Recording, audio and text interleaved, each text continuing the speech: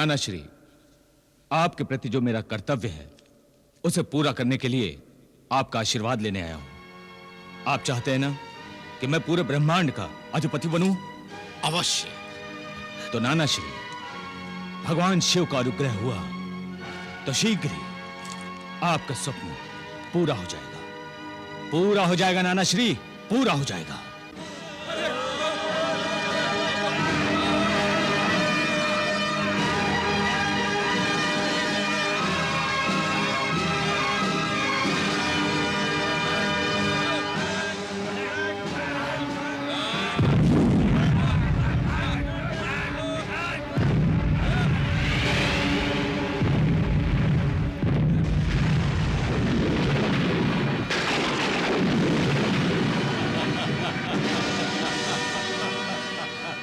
नारायण नारायण नारायण नारायण। प्रणाम देवर्षि। कल्याणमस्तु। दशानन रावण, तुम्हारे पराक्रम को, तुम्हारे तेज को, तुम्हारे अतुलनीय बल को, तुम्हारी रणनीति को शत शत प्रणाम। किंतु युद्ध में शत्रु यदि समान बल वाला न हो तो विजय कीर्तिकर नहीं होती राजन। आप क्या कहना चाहते हैं देवऋषि? पृथ्वी लोक वासियों की और राक्षसों की भला क्या समानता है?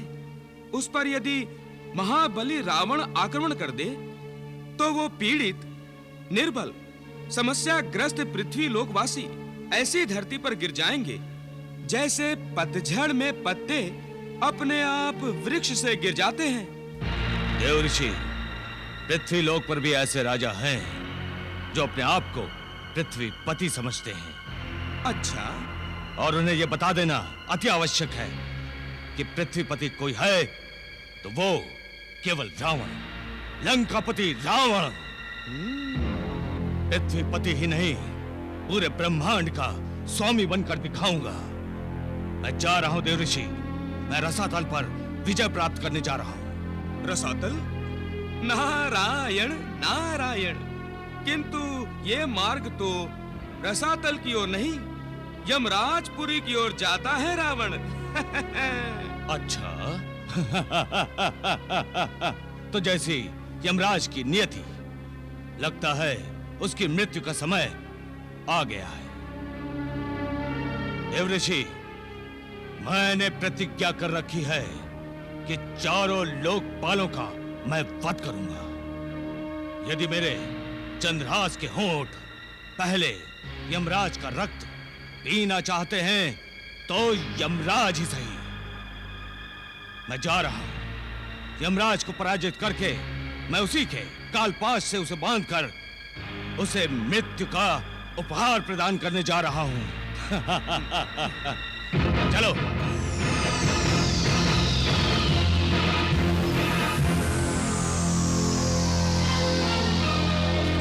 नारायण नारायण नारायण नारायण।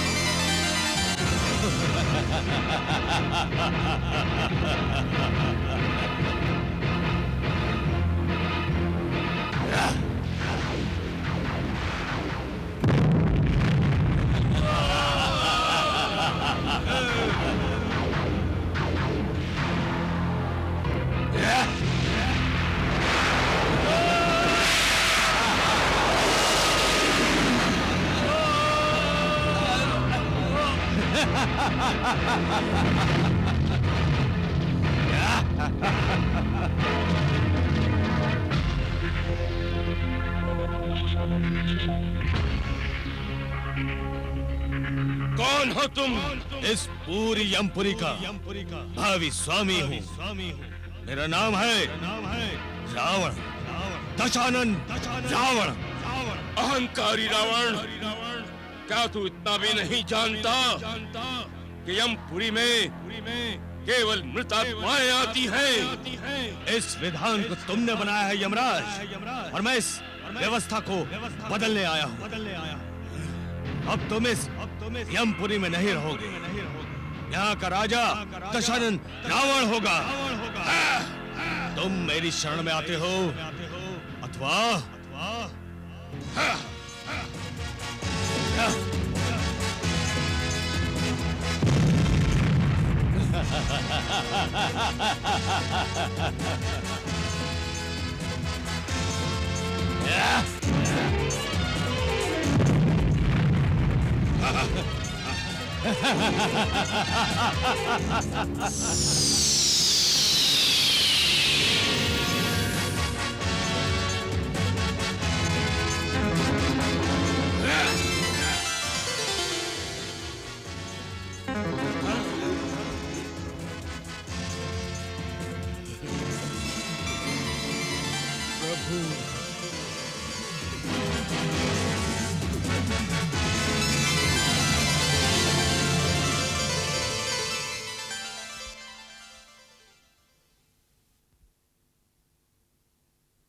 सृष्टि पालक की जय हो।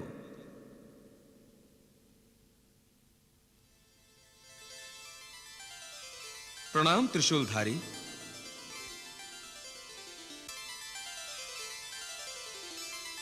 प्रणाम परमपिता।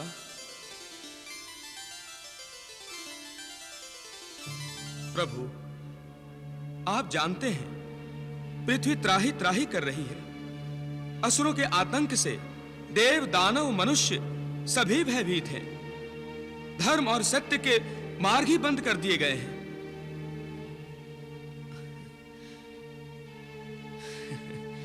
किंतु आप मुस्कुरा रहे हैं। आपके मुख पर चिंता के लेश मात्र भी चिन्ह नहीं। मुस्कुराइए प्रभु, मुस्कुराइए, मुस्कुराइए। रोने दीजिए धरती को, रोने दीजिए। बनने दीजिए सहजीवों को प्रतिदिन कुंभकर्ण का ग्रास।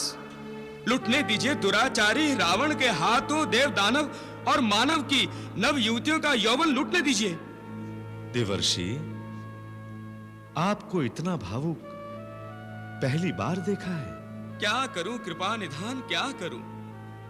आपकी प्रेरणा से मेरे द्वारा दिए गए शाप से ही मधु कैटभ उत्पन्न हुए और आपने उन्हें अपने शाप से 3 जन्म में राक्षस होने का प्रारब्ध लिख दिया।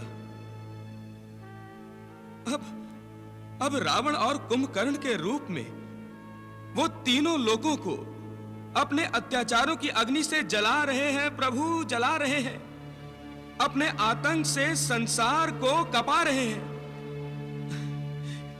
नहीं प्रभु, नहीं, मुझसे यह सब नहीं देखा जाता, नहीं देखा जाता। मुझे स्मरण है प्रभु, मैंने ही आपको मानव रूप में जन्म लेने का अभिशाप दिया था।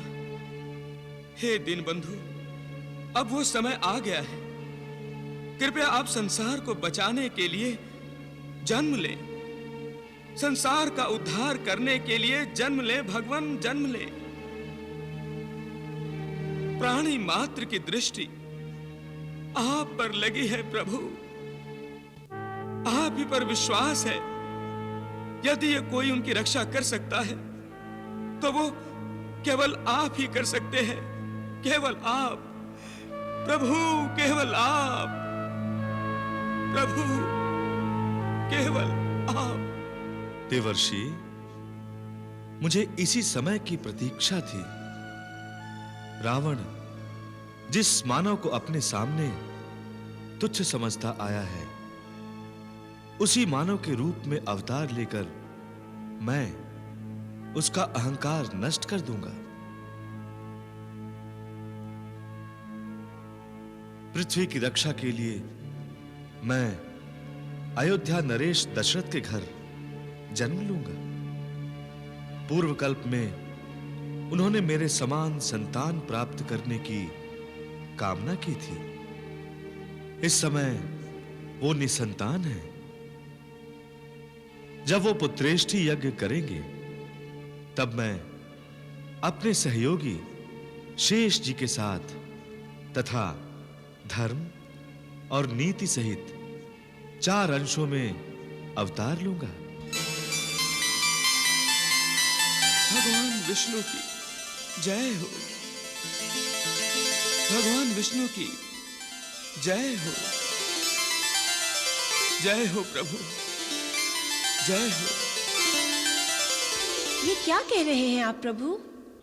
हाँ देवी, भगवान विष्णु धर्म की मर्यादा को स्थापित करने के लिए और अपने पार्षदों जय विजय को जन्मों के बंधन से मुक्त करने के लिए पृथ्वी पर जन्म लेने को प्रस्तुत हो गए हैं।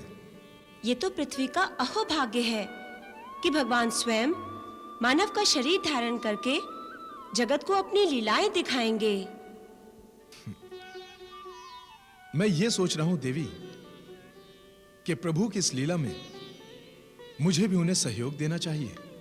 किंतु नाथ, इन पार्षदों में से एक तो आप ही का भक्त है। रावण मेरा भक्त है। पृथ्वी पर उसकी भौतिक इच्छाओं की पूर्ति के लिए मैं ही उसका आश्रय हूं, किंतु उसी भक्त को अधर्म और पाप से निवृत्ति के लिए मैं अपने आराध्य भगवान विष्णु का सहयोगी बनूंगा। क्या मैं आपके इस धर्म कार्य में आपकी सहयोगी नहीं बन सकती? यदि आपका मन कर रहा है, फिर आपको रोकने का सामर्थ्य भला किस में है देवी? आप जब भी जैसा भी सहयोग करेंगी उचित ही करेंगी। उसी समय सुमेरु पर्वत के स्वामी राजा केसरी अपनी रानी अंजना के साथ पुत्र प्राप्ति के लिए तप कर रहे थे।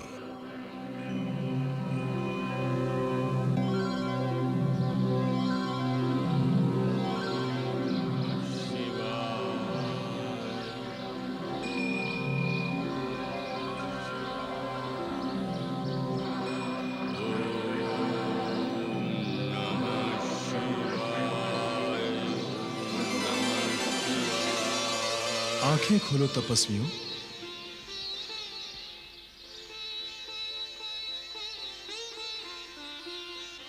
तुम्हारी तपस्या पूर्ण हुई। प्रणाम महादेव।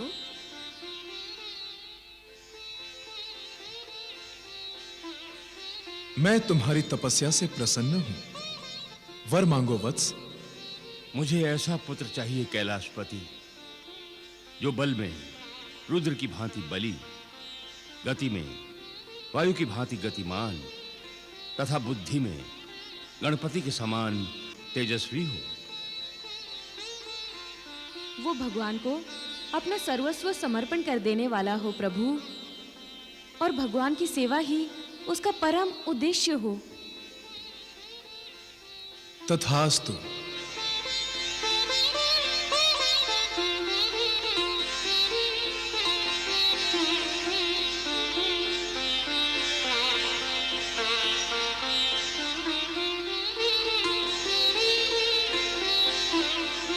वरदान दिया है प्रभु। तपस्वी को उसकी तपस्या का फल तो मिलना ही चाहिए देवी।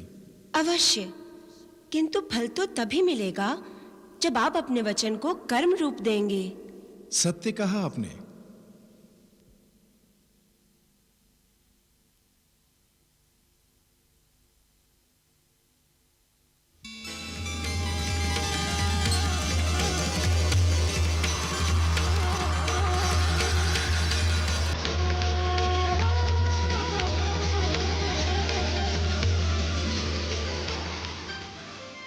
आज्ञा प्रभु, तनिक रुको।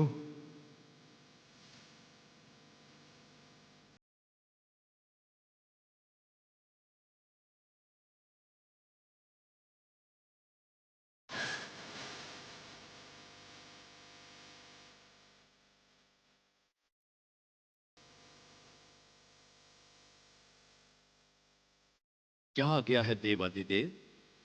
तुम दोनों को एक प्राण होना होगा। तुम तो प्राण स्वरूप ही हो पवनदेव। तुम रुद्र के भीतर प्रवेश कर जाओ। तुम दोनों को एक होकर अंजना के गर्भ में प्रवेश पाना होगा। जो आगे।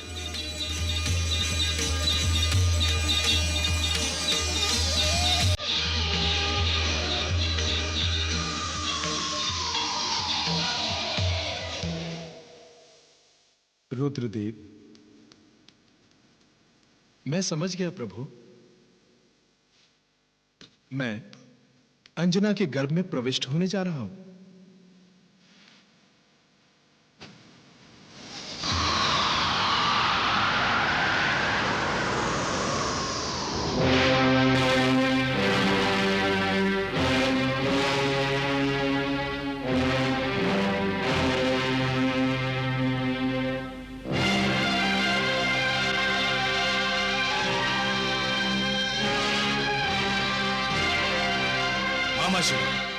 हमारी राक्षस संस्कृति की पताका जो पृथ्वी के एक कोने से लेकर दूसरे कोने तक फहराने का जो संकल्प हम लंका से लेकर निकले थे, वो हमारी सेना ने लगभग पूरा कर लिया है।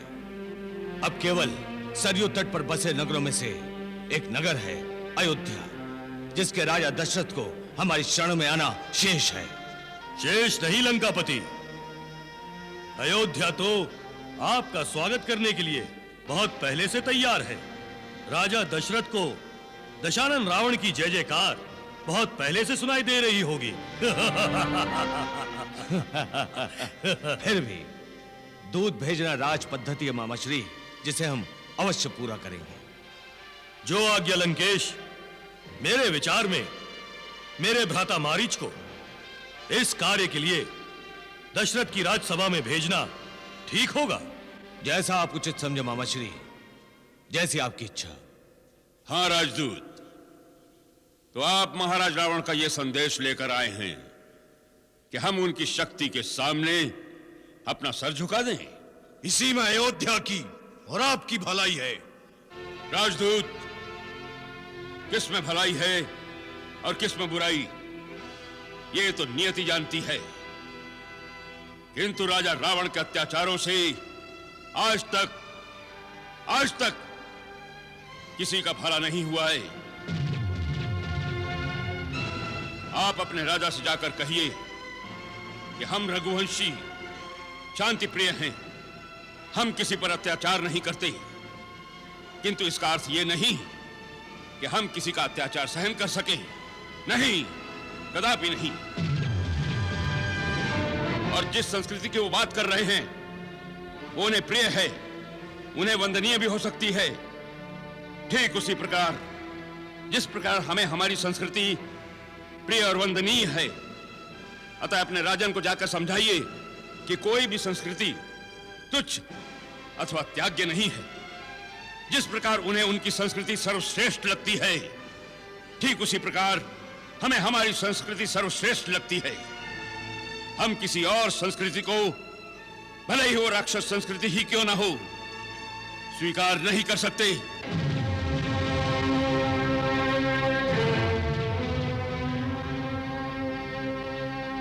तो आप युद्ध चाहते हैं? मैंने कहा हम शांति प्रिय हैं, किंतु यदि कोई हम पर आक्रमण करता है या युद्ध के लिए ललकारता है तो हम उसका स्वागत युद्ध क्षेत्र में करते हैं। तुम्हारे राजा रावण को यदि अशांति प्रिय है तो वो जीवन भर अशांत ही रहेगा। जाकर अपने राजन से कह दो, यदि वो युद्ध क्षेत्र में हमसे भेंट करना चाहते हैं तो दशरथ उनका स्वागत तीक्ष्ण बाणों से करेगा।